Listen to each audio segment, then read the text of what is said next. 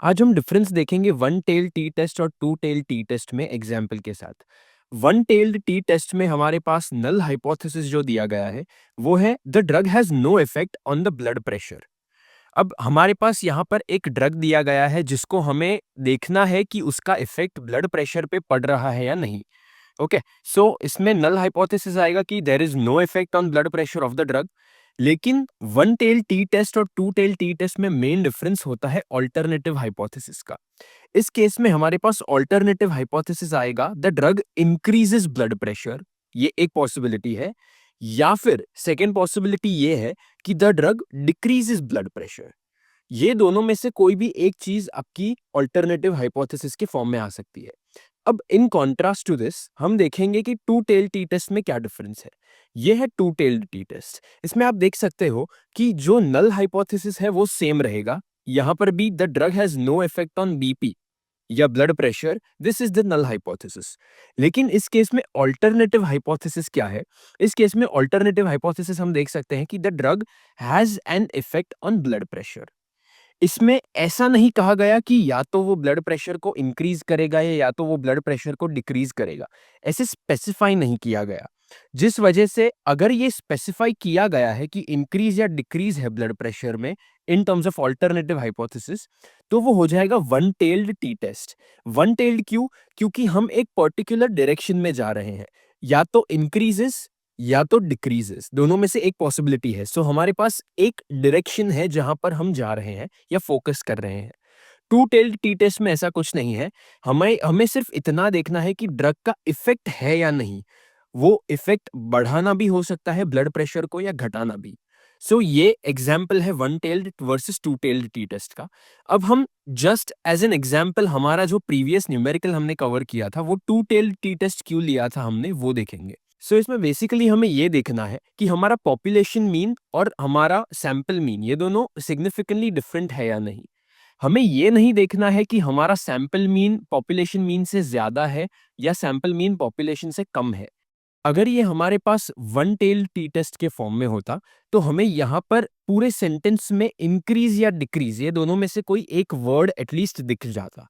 लेकिन अगर ये वर्ड्स में से कोई भी एक वर्ड नहीं है तो हम ये अज्यूम कर लेंगे कि ये टू टेल टी टेस्ट है।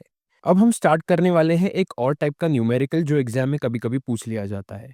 इसमें लिखा हुआ है a random sample of size 16। सो हम एक एक करके इसमें जो चीजें गिवन है क्वेश्चन में वो सब लिखते जाएंगे। सो सैंपल साइज 16 यानी एन जो है हमारा इस केस में वो है 16, हैज 53 एज द मीन। अब ये रैंडम सैंपल दिया गया है जिसका मीन 53 है। सो इस केस में एक्स बार जो है यानी कि sample mean will be 53। The sum of squares of the deviation from the mean is 35।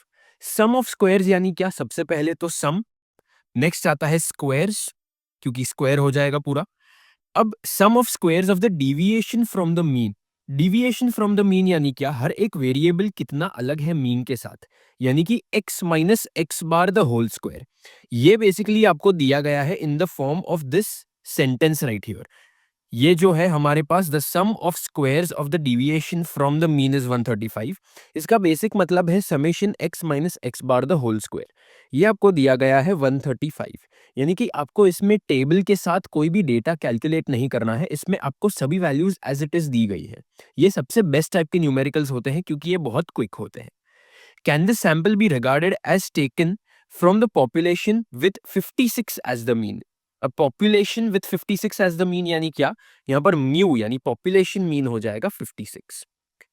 Obtain 95% and 99% fiducial limits as well. अब फिडुशियल लिमिट्स का कॉन्सेप्ट मैंने लास्ट वीडियो में कवर करवाया था। सो इन केस आपने नहीं देखा है वो video, you can go there and check it out. हम आज सिर्फ फॉर्मूला अप्लाई करेंगे और देखेंगे कि फिडुशियल लिमिट्स क्या होंगी।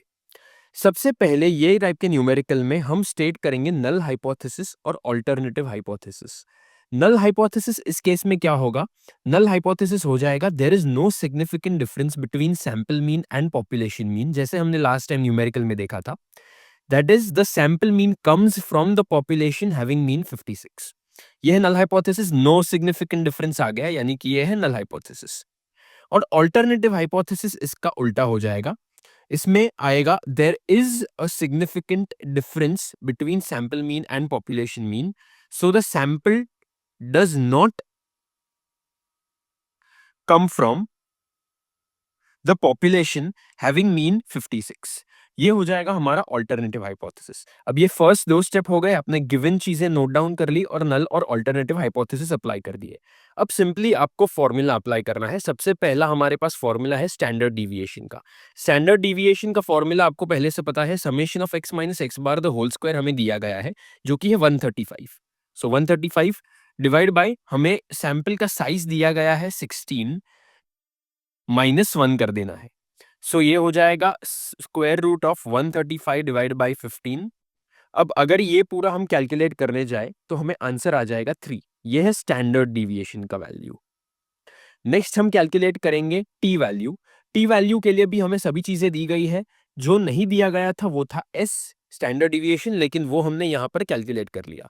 सो ये हम अब फॉर्मूला अप्लाई करेंगे। अब एक्स बार माइनस म्यू। अब एक्स बार हमें पहले से पता है, यहां पर वैल्यू दी गई है, एक्स बार इज 53, म्यू है 56। अब इस केस में आप क्लियर कट देख सकते हो, लास्ट टाइम हमने मॉड जो देखा था उसका कोई यूज नहीं था, लेकिन यहां पर हमारे पास एक मॉड का यूज आ जाएगा। हम इसके नेक्स्ट स्टेप में देखेंगे। स्टैंडर्ड डिविएशन हमारे पास है 3 और सैंपल साइज है 16। सो ये हो गया हमारा इक्वेशन पूरा।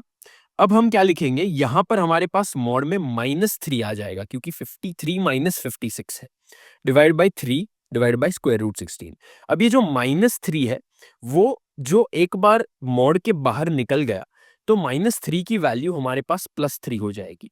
अब ये एक रूल है मैथमेटिक्स का, इसमें कुछ ज्यादा लॉजिक नहीं लगाना है आपको, सिर्फ ये याद रखना है कि अगर मॉड के अंदर की वैल्यू नेगेटिव है, बाहर आके वो पॉजिटिव हो जाएगी, यानी कि टी वैल्यू कभी भी नेगेटिव हो ही नहीं सकती, कोई चांस नहीं है।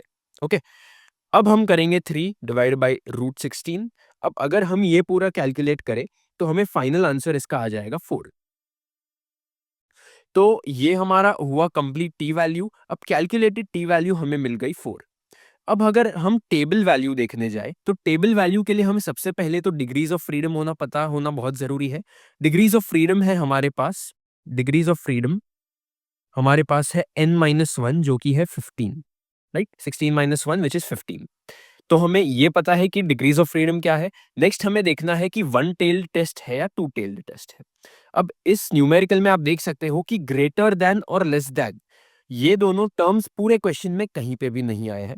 सो आपको डायरेक्टली अज्यूम कर लेना है कि ये टू टेल्ड टेस्ट है, क्योंकि इंक्रीज और डिक्रीज या ग्रेटर देन और स्मॉलर देन ऐसा कुछ भी नहीं आया है।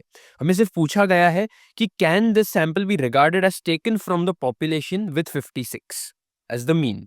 सो हमें टू टेल्ड टेस्ट में देखना है for 15 as the degrees of freedom. So 15 degrees of freedom यहां पर है हमारे पास, राइट, ये है 15 डिग्रीज ऑफ फ्रीडम। और हमारे पास टू टेल्ड टेस्ट में 5% सिग्निफिकेंस लेवल पर देखना है, क्योंकि क्वेश्चन में हमें नहीं दिया गया है कि क्या सिग्निफिकेंस लेवल पे हमें देखना है। सो हम बाय डिफॉल्ट 5% कंसिडर करके चलेंगे।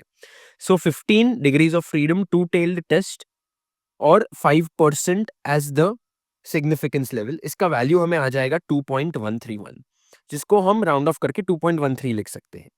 सो ये है 2.13, 2.13, ये है टेबल टी वैल्यू। अब आप इसमें देख सकते हो कि इसमें जो लास्ट न्यूमेरिकल में हमने किया था उसका कंप्लीटली ऑपोजिट सिचुएशन है। यहाँ पर हमारी जो कैलकुलेटेड वैल्यू है वो टेबल टी वैल्यू से ज्यादा आई है। और हमने लास्ट टाइम क्या देखा था, अगर ये केस होता है, ये जो सेकंड केस है, calculated T value is greater than the table T value, हम रिजेक्ट कर देंगे नल हाइपोथेसिस को। सो हमारा यहाँ पर फाइनल कंक्लूजन क्या आएगा, फाइनल कंक्लूजन हमारा आ जाएगा ये, we reject null hypothesis since calculated value is greater than table value, obviously t value. So there is a significant difference between sample mean and population mean. That is, हम पूरा alternative hypothesis state कर देंगे यहाँ पर। ये जो पूरा लिखा है वही state करना है आपको। After writing the first sentence here, we reject the null hypothesis because calculated value is greater than table value. Then आप लिख दोगे ये पूरा sentence. So there is a significant difference between sample mean and population mean, that is sample does not come from population having mean of 56. So ये हुआ हमारा पूरा solution. अब लास्ट चीज हमें जो देखनी है वो है फिडुशियल लिमिट्स। फिडुशियल लिमिट्स का है ये फॉर्मूला, हमने ये भी कवर किया हुआ था प्रीवियस वीडियो में जब हमने कंसेप्ट कवर किया। इसमें अब आप क्या करोगे, आप एक एक करके सभी वैल्यूज को सब्सटीट्यूट करोगे। यहाँ पर हमारे पास एक्स बार जो है, एक्स बार हमारे पास 53 है, प्लस माइनस स्टैंडर्ड डिविएशन हमारे पास 3 है, और यहाँ पर आ जाएगा स्क्वायर रूट ऑफ 16 क्योंकि n है 16, इनटू हमें देखनी है t 0.005 की वैल्यू। अब हमें ये भी टू टेल्ड टेस्ट में ही देखनी है for this degrees of freedom, यानी कि 16 माइनस 1 जो डिग्रीज ऑफ फ्रीडम है हमारे पास, यानी कि 15 जो हमने इसके पहले देखा, वही सेम वैल्यू हमें यहाँ पर लेनी है t 0.05 यानी 5% सिग्निफिकेंस लेवल पर। सो ये सेम वैल्यू हम यहाँ पर लिख सकते हैं 2.13 की, ये हो जाएगा 2.13। अब इसे अगर हम कैलकुलेट करने जाए तो हमारे पास आ जाएगा 53 प्लस माइनस हमारे पास ये पूरी जो फाइनल वैल्यू हमारे पास आएगी वो हो जाएगी 1.6। अब इसका मतलब क्या हुआ, आपको ये 53 प्लस 1.6 करना है और साथ ही साथ 53 माइनस 1.6 भी करना है। ये दोनों आपको कैलकुलेट करने हैं, जिससे कि आपको फाइनल वैल्यू आ जाएगी 51.4 टू 54.6।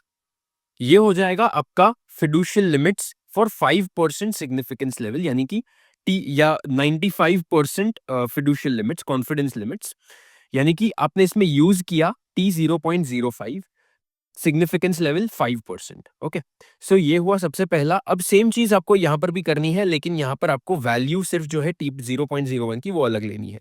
सो इसमें क्या होगा, 53 plus minus 3 divide by root 16, ये सेम रहेगा, इनटू टी 0.01 की वैल्यू क्या होगी, लेट्स सी। अब हमारे पास 0.01 यानी 1% सिग्निफिकेंस लेवल कंसिडर करके चलना है हमें। सो इसमें जो डिग्रीज ऑफ फ्रीडम है हमारा वो सेम रहेगा 15। अगेन हमारे पास टू टेल्ड टेस्ट ही होगा, लेकिन 1% सिग्निफिकेंस लेवल देखना है हमें। इस केस में अगर हम वैल्यू देखने जाए तो हमें आ जाती है 2.9, इट लुक्स लाइक 2.947। अब ये 2.947 को हम राउंड ऑफ करके 2.95 लिख सकते हैं। सो हम लिख देंगे 2.95 इस फॉर्मूला में। अगर हम ये करें तो हमें जो फाइनल वैल्यू आएगी वो आ जाएगी 53 प्लस माइनस ये हो जाएगा 2.2212। अब अगर हम ये कैलकुलेट करें तो हमें आ जाएगा 50.788 टू 55.212। ये हो जाएगी हमारी फिडुशियल लिमिट एट 99% कॉन्फिडेंस लिमिट्स, जहां पर हमने यूज किया 1% सिग्निफिकेंस लेवल का फॉर्मूला या वैल्यू। ओके, सो इसका अगर आपको कॉन्सेप्ट नहीं पता फिडुशियल लिमिट्स का मतलब क्या होता है, तो मैं प्रीवियस वीडियो में ये कवर करवा चुका हूं, वो आप जाके देख सकते हैं। लेकिन ये है हमारा पूरा one sample T test. Thank you for watching.